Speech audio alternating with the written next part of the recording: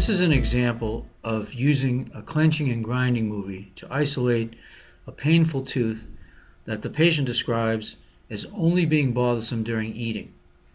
Typically, the patient will explain that the tooth is sore during the act of chewing, but at no other times. In this case, the patient had 4 CEREC restorations placed on teeth numbers 12 to 15, inlays and onlays, and number 14 was a crown.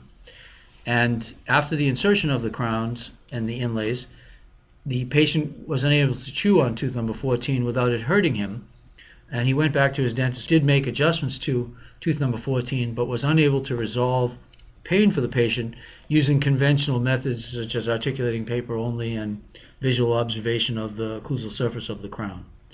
A clenching and grinding movie is made specifically to isolate a painful contact on a tooth that the patient describes as being sore to chewing rather than sore to biting down vertically. So when someone has a sore tooth to biting down vertically, you can record a multi-bite to isolate that contact. But if the tooth doesn't hurt to bite on and only hurts to chew, the best way to capture which contact is problematic is to use a clenching and grinding movie. And in this case, tooth number 14 is the tooth of concern. So to evaluate this movie for treatment, I'm going to close the active scans pane and open the force versus time graph. And in the force versus time graph, we have 2 distinct periods. An initial closure into MIP, maximum incuspation, where the patient holds their teeth together, although there is some variability in him holding his teeth together.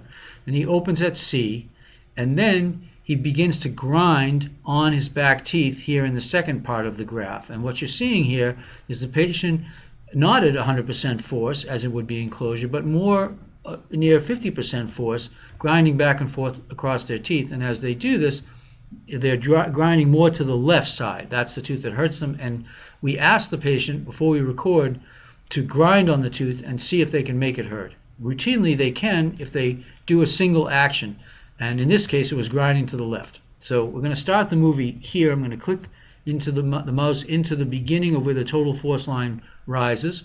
And we're going to watch the patient grind back and forth. And I'm going to play it incrementally. So here, they're closing into MIP, and now they're going to start to grind from about 50% of total force.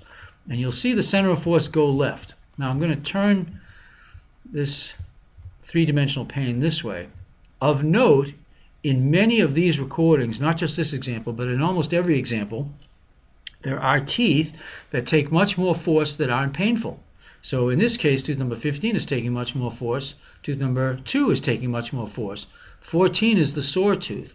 So it's not to say that you may not adjust these other contacts, but generally you'll see that the painful tooth is not going to be the most forceful tooth. Here we'll continue on.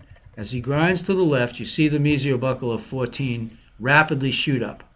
And then as he grinds away from it, towards the right, which you can see the center of force will start moving away from tooth number 14 right there, and the force goes down on the mesiobuccal of tooth number 14. Then he reaches back near MIP.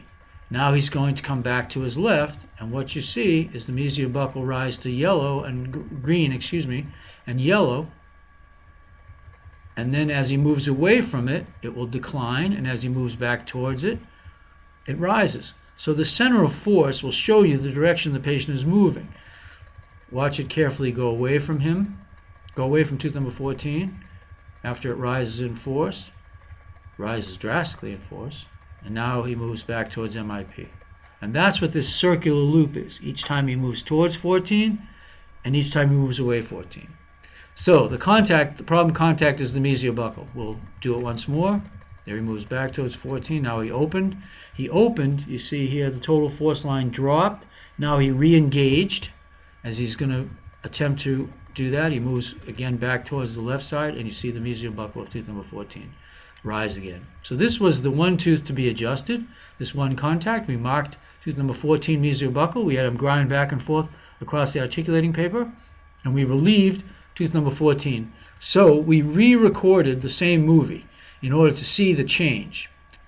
Now the evaluation of the movie after the adjustment was made is again very similar. The patient bites down, holds their teeth together, and now they start to grind. So we will come to the point of where they start to grind.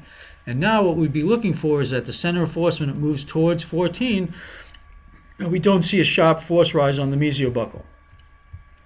Turn this again. And we'll play the movie from here. And now his center of force has gone all the way left, and you don't see 14 mesiobuccal rise.